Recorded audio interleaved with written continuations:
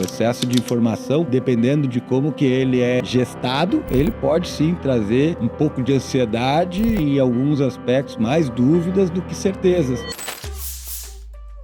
Será que a gente está realmente escolhendo as coisas porque a gente quer, a gente pensa aquilo? Ou nós estamos sendo influenciados por tanta informação ou pelo coletivo? E isso é sensacional. Mas isso não mudou, né? Não, nunca muda, mas parece que agora é mais agressivo. Ou talvez mais escrachado, ou talvez é mais fácil de Ou talvez conduzir. a gente reconheça mais, né? Talvez a gente reconheça mais. Talvez as pessoas antigamente não se davam conta do quanto que as opiniões delas, tomadas de decisões delas, eram influenciadas por coisas aleatórias a elas, né? A gente tem essa perspectiva que eu gosto de chamar de essencialista, né? De que a gente acha que tem uma essência dentro da gente que toma as decisões. Mas a tomada de decisão, ela é geralmente uma tomada econômica. Nosso cérebro, ele avalia as possibilidades em termos custos-benefícios, às vezes aleatório à nossa vontade ou à nossa consciência, e vai tomar a decisão que, de certa forma, é mais econômica. O que eu quero falar com mais econômica? Que tem melhor benefício e menos custo. Então, a gente entende que a tomada de decisão,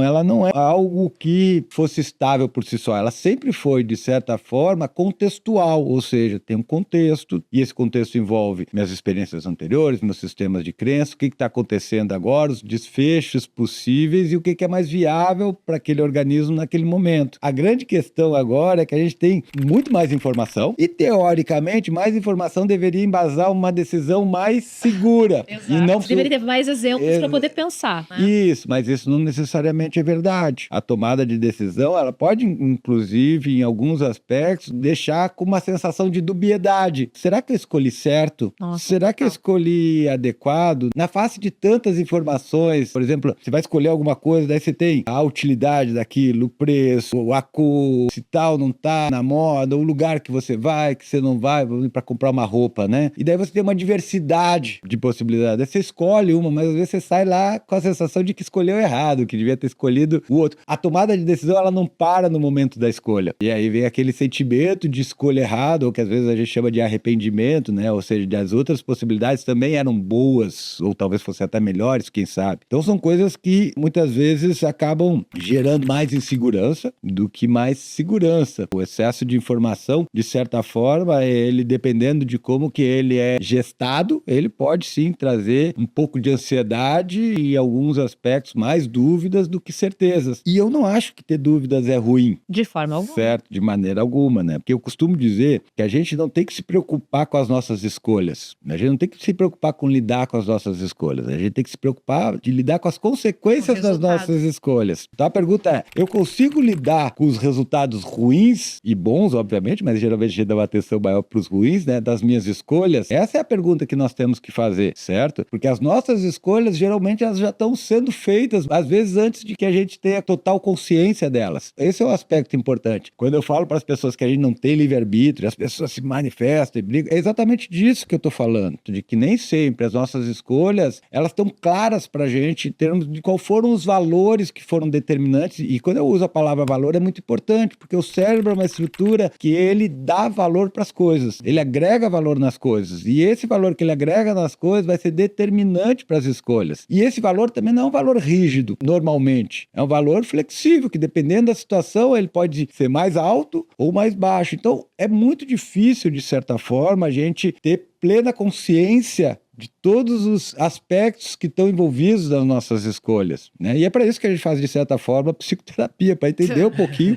que em determinados contextos, quais são os valores que são acionados, como esses valores nos levam a tomar decisões e como é que a gente está lidando com as consequências dessas decisões. Quando eu ouvi essa frase, eu não sei se tu lembra, quando falaram pra gente que ouviram a frase do Perim, que não existe livre-arbítrio, meu Deus, aquilo explodiu a minha mente, porque assim, quem já gosta de filosofia já é meio surtado, né? Já fica ali para um pezinho fora do senso comum. E aquilo realmente, eu fiquei pensando, gente, mas peraí, não, mas porque é muita coisa o tempo todo, a gente é cheio de dúvida, então será que realmente eu tô tomando as decisões que eu queria, o que me mandaram, o que tá acontecendo? Essa questão do livre-arbítrio nem é uma questão nova, e nem é uma discussão, de certa forma, assim, que tá acabada, né? Mas eu acho que, assim, todos os elementos que a gente tem, pelo menos dentro de uma visão mais científica, eles são essencialistas, né? Eles vão negar a ideia de essencialidade, eles vão entender o fenômeno como um fenômeno de multiplicidade, múltiplos cenários, de múltiplos estados do organismo, de múltiplas possibilidades de escolha. Então, não é uma coisa relativamente nova. E essa discussão é muito antiga. O que acontece é que a neurociência, pelas próprias características dela, acaba trazendo uma série de elementos novos em relação a isso. E aí eu falo para as pessoas, bom, se você acha que você tem livre-arbítrio, ok, então você toma a decisão que você acha que é certa e acabou. Agora, quando você